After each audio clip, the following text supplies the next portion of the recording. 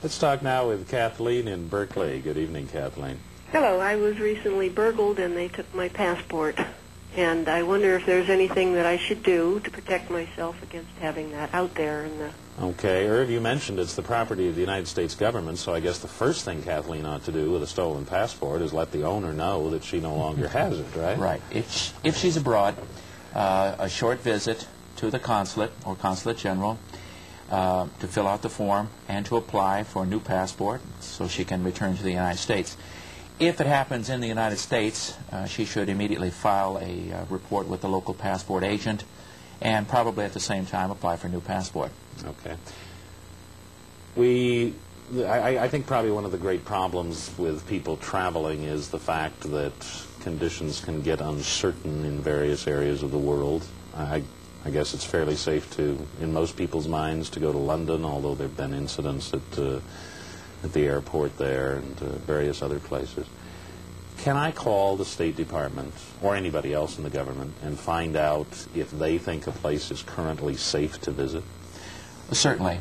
The travel advisories, and there are currently approximately 50 of them for 50 different countries, are readily available by calling the number in Washington. You can also obtain this information through a travel agent. Just call them and they will check the computer.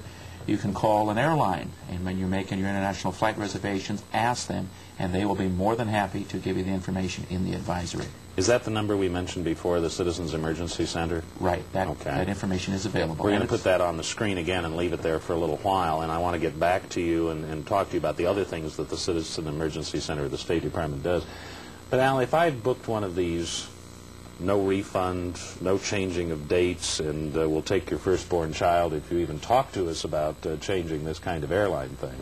I'm obviously overemphasizing. Not by much. Yeah, not by much? Okay. But if I have one of those seemingly very inflexible airline-type things, and it turns out that the destination conditions have just gotten unpleasant, is that a reason that I can cancel and get my money back? And does the airline have to give it back, or can they just say, oh, you know, we don't think it's unpleasant?